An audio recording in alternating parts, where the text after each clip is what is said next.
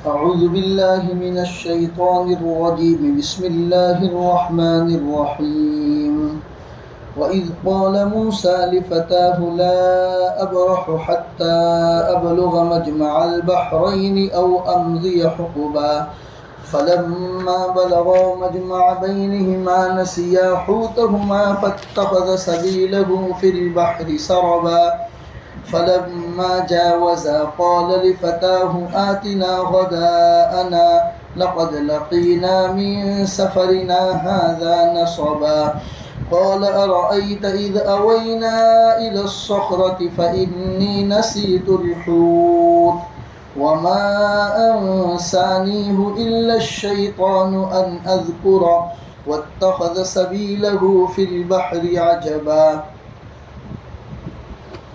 میرے محترم دینی بھائیو، قرآن کریم کی یہ چند آیتیں جو تلاوت کی آپ کے سامنے، کہ سورہ کہف ہی کی آیتیں ہیں. یہاں آیت نمبر 60 سے لے کر آیت نمبر 82 تک تقریباً یہ 22 یا 23 آیتیں ہوتی ہیں. ان آیتوں میں اللہ نے اپنے نبی حضرت موسیٰ علیہ السلام اور حضرت خضر علیہ السلام کے قصے کو بیان کیا ہے، اور اس قصے کے مختلف پہلوؤں کو بیان کیا ہے. تو سب سے پہلے مختصر وہ قصہ سن لیتے ہیں کہ وہ مختصر قصہ ہے کیا. اللہ کے نبی حضرت موسیٰ علیہ السلام اللہ کے نبی بھی ہیں اور رسول بھی ہیں. رسول تو اس لیے کہ مستقل شریعت اللہ نے توریت کے ذریعے ان کے اوپر اتاری، اور بنی اسرائیل کے بڑے جلیل القدر نبی ہیں.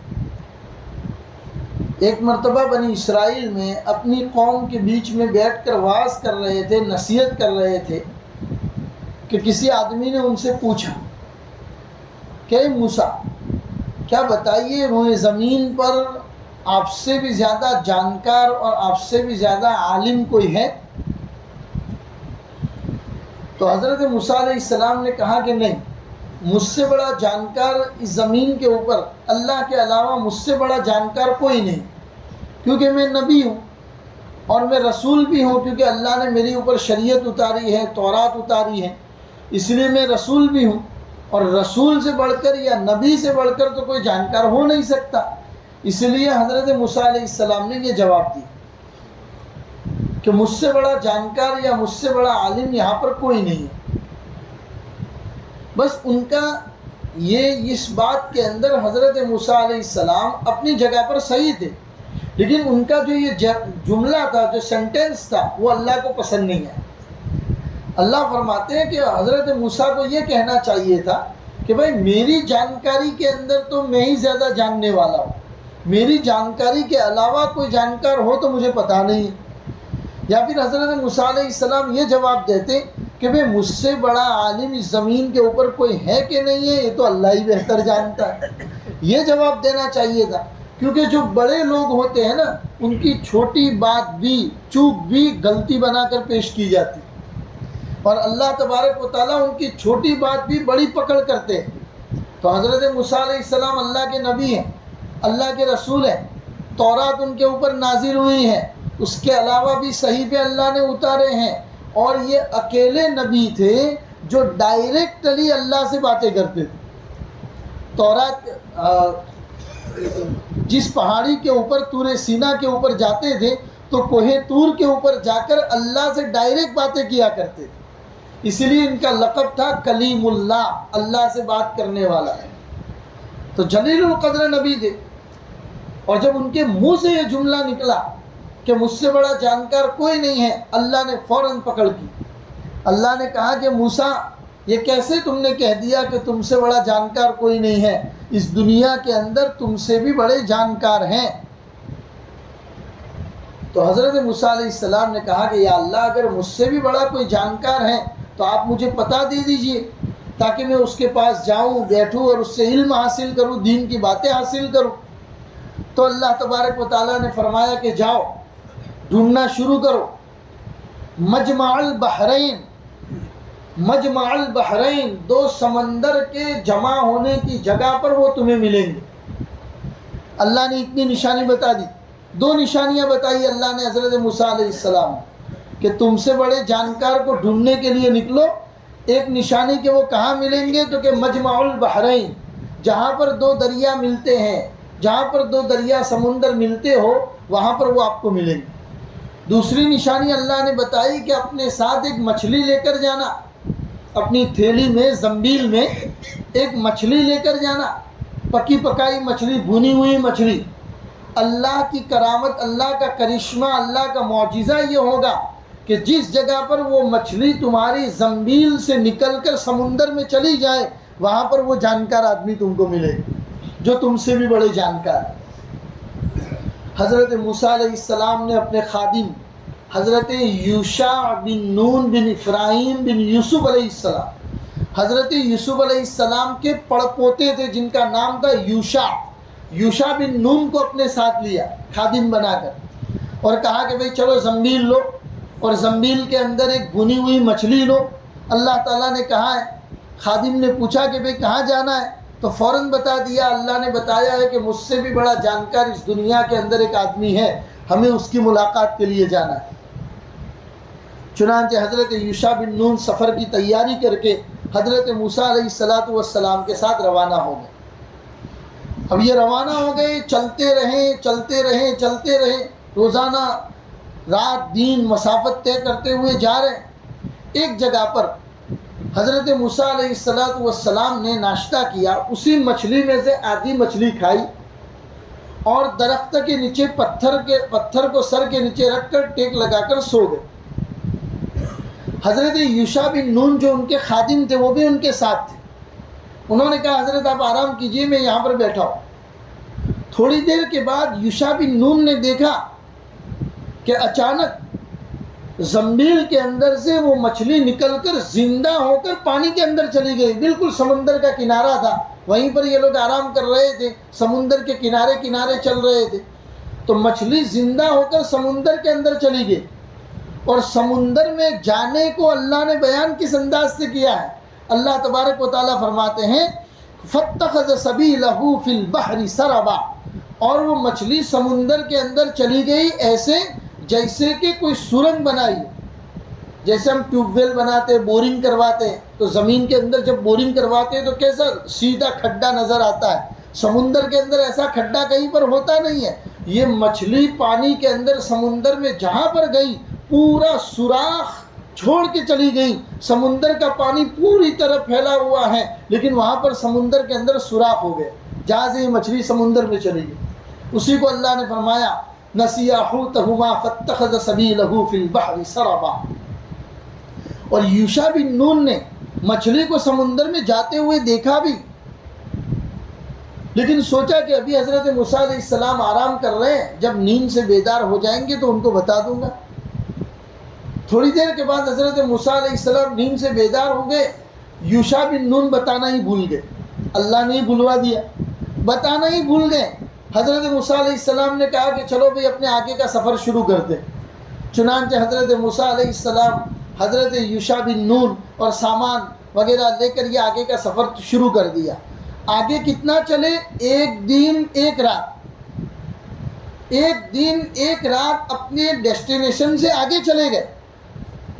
اب تک اتنے دن سے حضرت موسیٰ علیہ السلام چل رہے تھے، آپ کو تھکن نہیں لگ رہی تھی، لیکن اب جو ایک دن ایک رات چلے ہیں تو انتہائی اپنے آپ کو تھکن محسوس کر رہے. چنانچہ فوراً اپنے خادم سے کہا فلما جاوزا قول لفتاہنا آتنا غداءنا، اپنے خادم سے کہا کہ لاؤ بھائی دوپہر کا کھانا لاؤ، بھوک لگی ہے مجھے. لقد لقینا من سفرنا ھذا نصبا، مجھے اس سفر کے اندر جب سے ہم سو کے اٹھے ہیں اور اس کے بعد سے ہم نے جو چلنا شروع کیا ہے مجھے اس سفر کے اندر بڑی تھکان معلوم ہو رہی ہے. جیسے ہی حضرت موسیٰ علیہ السلام نے کھانا مانگا تو فوراً خادم کو یاد آ گیا کہ میں تو آپ کو بتانا بھول گیا. ارأیت اذ اوینا الی الصخرۃ فانی نسیت الحوت، حضرت معاف کیجئے گا، جب ہم وہاں پر آرام کے لیے لیٹے تھے، چٹان کے قریب آرام کر رہے تھے، تو اس وقت میں نے اپنی نگاہوں سے دیکھا کہ مچھلی زندہ ہو کے سمندر میں چلی گئی. فإنی نسیت الحوت، مچھلی کے بارے میں آپ کو بتانا بھول گیا. وما انسانیہ الا الشیطان ان اذکرہ، شیطان نے مجھے بلا دیا کہ میں آپ کو بتاؤں، واتخذ سبیلہ فی البحر عجبا، اور میں نے دیکھا بڑے عجیب طریقے سے وہ مچھلی سمندر کے اندر گئی تھی اور سمندر کے اندر پورا کا پورا سوراخ ہو گیا تھا، سرنگ ہو گئی تھی۔ فوراً حضرت موسیٰ علیہ السلام نے کہا قال ذلک ما کنا نبغی، ارے اللہ کے بندے وہی تو ہمارا ڈیسٹینیشن تھا، وہی تو ہم کو جانا تھا، تم ہم کو بتانا بھول گئے۔ فارتدا علی آثارہما قصصا، چنانچہ جیسے ہی سمندر کے کنارے کنارے چلے تھے اپنے پیروں کے نشان کے اوپر دوبارہ واپس چلنا شروع کر دیا، دوبارہ انہوں نے واپس چلنا شروع کر دیا۔ فوجدا عبدا من عبادنا آتیناہ رحمتا من عندنا وعلمناہ من لدنا علما۔ اللہ فرماتے ہیں حضرت موسیٰ علیہ السلام اپنے پیروں کے نشان پر جب واپس آئیں تو اسی جگہ پر جہاں پر وہ مچھلی سمندر کے اندر گئی تھی وہ پانی کے اوپر نشان ابھی بھی باقی تھا، اور وہاں آ کر دیکھا تو ایک اللہ کا بندہ سر سے لے کر پیر تک چادر سے اپنے آپ کو لپیٹ کر سو رہا ہے۔ بعض مفسرین نے تو فرمایا کہ پانی کے اوپر سو رہے تھے۔ اللہ کا ایک بندہ چادر کے اندر پورا لپٹا ہوا ہے، سر سے لے کر پیر تک چادر کے اندر لیٹے ہوئے ہیں۔ حضرت موسیٰ علیہ السلام نے جا کر کہا السلام علیکم ورحمۃ اللہ، تو انہوں نے چادر کے اندر سے ہی کہا کہ اس بیابان جنگل کے اندر اور اس سمندر کے اندر کون مجھے سلام کرنے والا ہے؟ سلام کا جواب بھی دیا، سلام کا جواب دے کر کہنے لگے یہاں تو کوئی نہیں ہے، کون مجھے سلام کرنے والا ہے؟ تو انہوں نے کہا کہ میں موسیٰ ہوں۔ تو وہ چادر میں سے ہی بولے کیا موسیٰ بنی اسرائیل؟ تو کہا ہاں بنی اسرائیل کا نبی موسیٰ ہوں میں، اور میں تمہارے پاس آیا ہوں۔ کہا کیوں آئے ہو؟ کہا کہ اللہ نے مجھے تمہارے پاس بھیجا ہے، اللہ نے مجھے بتایا ہے کہ تم مجھ سے بھی بڑے جانکار ہو تو تم سے علم حاصل کرنے کے لیے آیا۔ وہ بھی اللہ کے نبی تھے حضرت خضر علیہ السلام۔ انہوں نے کہا کہ بھائی جو علم تم میرے پاس حاصل کرنے کے لیے آئے ہو وہ علم حاصل کرنے کے بڑی کڑی شرائط ہیں، تم میرے پاس رہ کر وہ علم حاصل نہیں کر سکتے ہو، اس لیے بہتر ہوگا کہ یہاں سے چلے جاؤ، کسی اور کے پاس جا کے وہ علم حاصل کرو۔ حضرت موسیٰ علیہ السلام نے کہا کہ مجھے تمہاری تمام شرطیں منظور ہیں، میں تمہارے پاس رہ کر ہی وہ علم حاصل کروں۔ پھر ان دونوں کے بیچ میں کیا باتیں ہوئی، حضرت موسیٰ علیہ السلام اور حضرت خضر علیہ السلام کے بیچ میں کیا شرائط ہوئی اور آگے دونوں کا سفر کیسا شروع ہوا، وہ انشاءاللہ ہم آپ کو آئندہ کل بتائیں گے۔ لیکن ابھی جو آپ کو بتایا وہ اللہ کے نبی تھے حضرت خضر علیہ السلام، یہ اللہ کے نبی ہے حضرت موسیٰ علیہ السلام۔ حضرت موسیٰ علیہ السلام کے پاس جو علم تھا وہ اللہ کا دیا ہوا تھا، وحی کے ذریعے ملا ہوا علم تھا، اور وہ لوگوں کو بتاتے تھے بھئی یہ بھلائی کے کام ہے، یہ برائی کے کام ہے، برائی کے کام چھوڑ دو، بھلائی کے کام کرو، ایک اللہ کو مانو، معبودوں کو چھوڑ دو۔ اس طرح کی باتیں حضرت موسیٰ علیہ السلام اپنی قوم کو بتاتے تھے۔ یہ جو نبی تھے حضرت خضر علیہ السلام، یہ اللہ کے وہ نبی تھے جن کے پاس تکوینی علوم تھے۔ عربی سینٹنس ہے یہ تکوینی، کیا مطلب تکوینی کا؟ آئندہ کیا ہونے والا ہے وہ اللہ تبارک و تعالیٰ ان کو پہلے سے بتا دے۔ یہ علم ہر ایک کے پاس نہیں ہوتا، جس کو تکوینی علوم بولتے ہیں، ہونے والا علم، آئندہ کیا ہوگا وہ اللہ نے علم حضرت خضر علیہ السلام کو دے رکھا۔ خضر علیہ السلام اور حضرت موسیٰ علیہ السلام کی ملاقات کہاں پر ہوئی؟ تو کہتے ہیں مجمع البحرین۔ مجمع البحرین یہ ایک کامن لفظ ہے، کامن سینٹنس ہے، جس کے میننگ ہوتے ہیں کہ دو دریاؤں کے جمع ہونے کی جگہ۔ اب دو دریا دنیا کے اندر ایسی کئی جگہ ہیں کہ وہاں پر دو دریا جمع ہوتے ہیں، کئی جگہ ہیں ایسی، جیسے کہ ہمارے ہندوستان کے اندر بھائی الہ آباد کے اندر گنگا جمنا دریا ملتے ہیں، اسی طریقے سے ہندوستان کے اندر ہی کے اندر بعض لوگوں کا کہنا ہے کہ دریائے نرمدا اور دریائے تاپتی، دریائے نرمدا اور دریائے تاپتی ہندوستان کے عرب سمندر کے اندر جہاں پر ملتے ہیں تو وہ دونوں کے ملنے کی جگہ ایک ہے، ایسا بھی لوگ بتاتے ہیں۔ تو مجمع البحرین دنیا کے اندر بہت سارے، اس میں سے کچھ جگہوں کے بارے میں بتاتے ہیں، اور میں نے اس کا فوٹو بھی آج آپ کے دار الارقم کے گروپ کے اندر ڈالا ہے، اور گجراتی کر کے انگلش کر کے گوگل سے آپ کو ڈالا ہے تاکہ آپ کو سمجھنے کے اندر سہولت ہو کہ وہ مجمع البحرین ہے کیا۔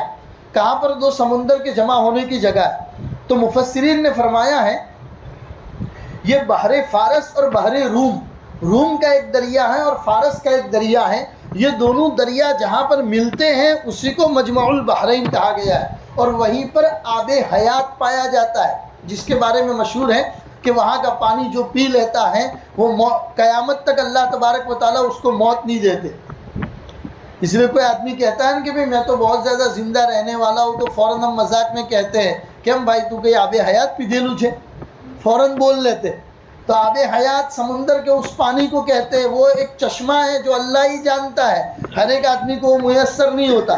بعض مفسرین کہتے ہیں کہ وہ فارس اور روم کا جو دریا ہے، دونوں کے ملنے کی جو جگہ ہے اسی کو مجمع البحرین کہتے ہیں۔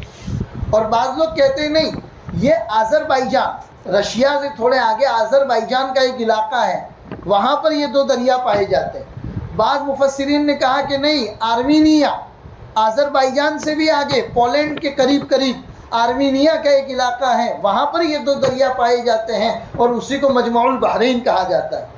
اور اللہ کے نبی محمد رسول اللہ صلی اللہ علیہ وسلم کے ایک صحابی ہیں جن کو عبداللہ ابن ابی کہا جاتا ہے، بڑے مشہور صحابی ہیں، انہوں نے کہا کہ یہ دونوں دریا افریقہ میں پائے جاتے ہیں۔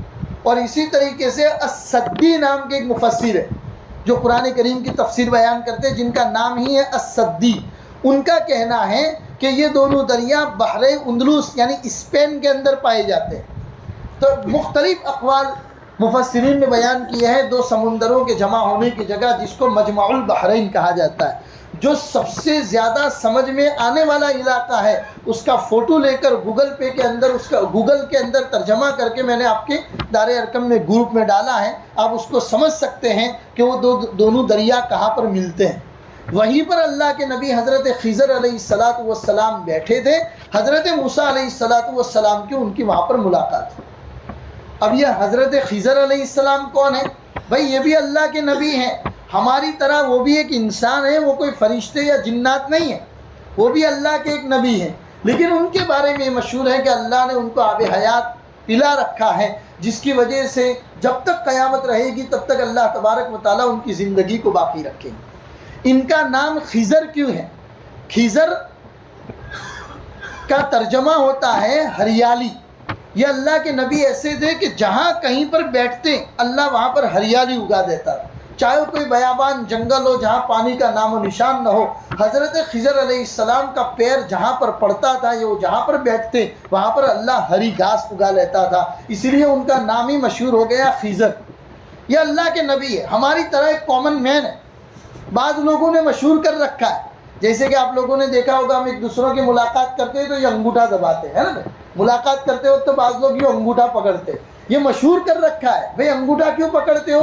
تو کہتے ہیں خضر علیہ السلام کا یہ انگوٹھا نہیں ہوگا، اور بعض لوگ یوں کہتے ہیں کہ خضر علیہ السلام کے انگوٹھے کی یہ ہڈی نہیں ہوگی۔ یہ سب من گھڑت باتیں ہیں، لوگوں کی بنی بنائی باتیں ہیں، اس کا اصل سے کوئی لینا دینا نہیں ہے میرے بھائیوں۔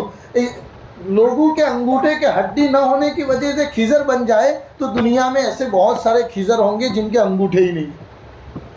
تو پتہ چلا یہ ایک چیز چل رکھی، پرانے زمانے سے لوگ چلا آ رہے، ایک دوسروں کی ملاقات کرتے ہیں تو پہلے انگوٹھا دباتے تاکہ یہ چیک کرے۔ اس لیے میرا تو کوئی انگوٹھا دباتا ہے تو میں فوراً کہہ دیتا ہوں بھائی میں خضر نہیں ہوں، میں تمہارا امام ہوں یہاں کا، میں خضر نہیں ہوں، پہلے سے ہی کہہ دیتا ہوں۔ تو بہرحال یہ غلط بات ہے، یہ جو ہے نا اس طرح انگوٹھا دبانا اور حضرت خضر علیہ السلام کو ڈھونڈنا، اور کہ بھی حضرت خضر ہم کو یہاں پر بھروچ کے کتوپور بازار میں مل جاوے آسانی کے ساتھ، اس طریقے کی باتیں نہیں ہیں، یہ تمام بے بنیاد من گھڑت باتیں ہیں، اس کی کوئی حقیقت نہیں۔ یہ ایک اللہ کے نبی ہیں حضرت خضر علیہ السلام، اور اللہ نے ان کو کیسا تکوینی علوم دیا تھا، آئندہ کل کے انشاءاللہ آپ تفسیر میں اس کو پڑھیں گے۔ اور اسی طریقے سے آج رات کی تراویح بھی ہماری یہی ہے، آج رات کا 16واں پارہ جو ہمارا شروع ہو رہا ہے، قال الم اقل لک انک لن تستطیع معی صبرا، یہ پہلی آیت ہی یہی ہے۔ حضرت خضر حضرت موسیٰ علیہ السلام کو ڈانٹ رہے ہیں کہ میں نے تمہیں کہا تھا کہ بیچ میں بولنا مت، میری شرطوں پر تم رہ نہیں سکو گے، پھر بھی تم بیچ میں بولے۔ فاتبع سببا، آج پورا کا پورا آج کی تراویح ہماری اسی سے شروع ہوگی انشاءاللہ، تو وہ پورا قصہ آپ کل پڑھیں گے، تین واقعات پڑھیں گے کہ کیسے اللہ نے اپنے نبی حضرت خضر علیہ السلام کو تکوینی علوم دیا تھا، یعنی کہ آئندہ کیا ہونے والا ہے وہ اللہ ان کو پہلے سے بتا دیتا تھا، اور یہ علوم حضرت موسیٰ علیہ السلام کے پاس نہیں تھے۔ حضرت موسیٰ کے پاس جو علوم تھے وہ حضرت خضر علیہ السلام کے پاس نہیں تھے، لہٰذا دونوں اپنی جگہ پر برابر تھے۔ حضرت موسیٰ علیہ السلام کا یہ کہنا کہ میں سب سے بڑا جانکار ہوں، یہ بھی اپنی جگہ پر درست تھا، لیکن اللہ کو یہ بات پسند نہیں آئی، کیونکہ اس میں تھوڑی اپنی بڑائی معلوم ہوتی ہے۔ آپ کو یہ کہنا چاہیے تھا بھئی میرا اللہ ہی بہتر جانتا ہے کہ کون سب سے بڑا جانکار ہے۔ یہ جملہ اگر بولو تو اس سے انسان کی بات کے اندر تواضع نظر آتی ہے، انسان کی بات کے اندر عاجزی اور انکساری نظر آتی ہے۔ ایسا نہیں بولنا چاہیے میں ہی سب سے بڑا جانکار ہوں، کیونکہ اس کی وجہ سے اللہ تبارک و تعالیٰ نے حضرت موسیٰ علیہ السلام کی پکڑ کی، ورنہ حضرت موسیٰ علیہ السلام ہر اعتبار سے حضرت خضر علیہ السلام سے بہت زیادہ اعلیٰ تھے۔ حضرت خضر کے پاس تو خالی تکوینی علوم تھے، حضرت موسیٰ علیہ السلام تو نبی بھی ہیں، رسول بھی ہیں، کلیم اللہ بھی ہیں۔ اللہ سے ڈائریکٹ بات کرنے کی صلاحیت خالی اللہ نے ان کو اکیلے کو دی تھی۔ اللہ نے توریت بھی ان کے اوپر اتاری، نئی شریعت اتاری، اور بنی اسرائیل جیسی ٹیڑھی میڑھی قوم کے اندر اللہ نے نبی بنا کے ان کو بھیجا تھا۔ بہرحال اب تک جو ہم نے یہاں پر قصہ پڑھا، اس میں 2-3 نصیحت کی باتیں ہیں، ہم اس کو سن لیتے ہیں۔ سب سے بڑی بات، حضرت موسیٰ علیہ السلام نے جس آدمی کو اپنا خادم بنایا، حضرت یوشع بن نون کو، وہ ایک نوجوان تھے۔ تو اس سے آدمی کو پتہ چلا کہ آدمی جب بھی اپنا کوئی رفیق سفر بنائے، سفر میں کسی آدمی کو ساتھ میں لے جائے، تو ہمیشہ اس بات کا دھیان رکھے کہ آپ کا خادم یا آپ کے ساتھ سفر میں رہنے والا آدمی جو ہو وہ زیادہ نوجوان ہو یا پھر وہ خدمت کرنے پر قادر ہو، اسی کو اپنا خادم بنائے۔ ورنہ کہیں ایسا نہ ہو کہ آپ کو یہ پتہ چلے جس آدمی کو آپ خادم بنا کر، نوکر بنا کر ساتھ میں لے جا رہے ہیں، وہی سیٹ بنا ہوا ہے، آپ کو خود اس کو پانی پلانا پڑ رہا۔ حضرت موسیٰ علیہ السلام ایک نوجوان آدمی کو اپنا خادم بنا کر ساتھ میں لے جا رہے ہیں۔ تو یہ بات ہم کو جاننے کو ملی۔ اس لیے عربی میں ایک کہاوت مشہور ہے جو عربوں میں بولی جاتی ہے۔ کیا بولی جاتی ہے؟ اطلب الرفیق قبل الطریق، اطلب الدار قبل الجدار۔ یہ کہاوت وہاں پر بولی جاتی ہے، گھر خریدنے سے پہلے پڑوسی دیکھ لو، اور سفر میں جانے سے پہلے رفیق سفر دیکھ لو۔ سفر میں نکلنے سے پہلے تمہارا رفیق سفر کیسا ہے، تمہارا سفر کا ساتھی کیسا ہے، یہ پہلے دیکھ لو، پھر سفر شروع کرو۔ اور گھر خریدنے سے پہلے اپنے گھر کا پڑوسی دیکھ لو کہ پڑوسی کیسا ہے۔ بہرحال دوسری بات جو ہمیں یہاں پر جاننے کو ملی کہ آدمی اپنے خادم ہو یا اپنے نوکر ہو، اس کے ساتھ نوکر یا خادم جیسا سلوک نہیں ہونا چاہیے۔ آپ نے دیکھا قرآن کریم کے اندر حضرت موسیٰ علیہ السلام جس آدمی کو خادم بنا کر ساتھ میں لے جا رہے ہیں، ان کو بھی قرآن فتح کے نام سے یاد کرتا ہے۔ فتح عربی میں نوجوان کو کہتے ہیں، اور حضرت موسیٰ ان کو اے نوجوان یوں کہہ کے بلاتے تھے، کبھی یہ نہیں کہتے تھے اے خادم، اے نوکر، اس طرح آؤ، کیونکہ نوکر اور خادم کے اندر ایک طرح کی ذلت معلوم ہوتی ہے۔ اسی لیے ہمیشہ کسی کو عزت والا جملہ اپنے منہ سے بولنے کا معمول ہونا چاہیے، جو قرآن ہم کو سکھاتا ہے۔ تیسری بات ہمیں یہاں پر جاننے کو ملی کہ حالت سفر میں جب نکلے تو پوری کی پوری ذمہ داریاں صرف خادم کی نہیں ہوتی، آپ کی اپنی بھی کوئی ذمہ داریاں ہوتی۔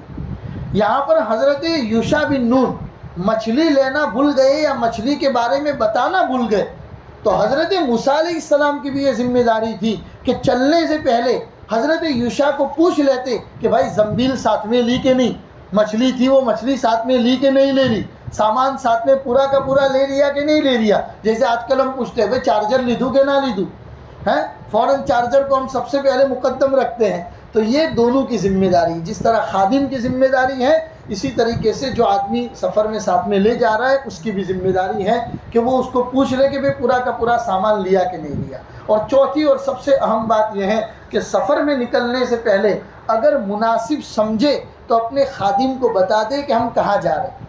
آج کل جو لوگ ڈرائیور رکھتے ہیں، اپنے ڈرائیور کو بتانا اپنی شان کے خلاف سمجھتے ہیں۔ بھئی حضرت موسیٰ علیہ السلام سے بھی ہم بڑے ہو گئے۔ حضرت موسیٰ علیہ السلام نے جیسے ہی یوشع بن نون کو کہا کہ کہاں جانا ہے، یوشع بن نون نے پوچھا کہ کہاں جانا ہے، تو حضرت موسیٰ نے فوراً بتا دیا کہ ہم خضر علیہ السلام کی تلاش میں جا رہے ہیں، اپنے ساتھ سامان سفر میں ساتھ میں لے لیں۔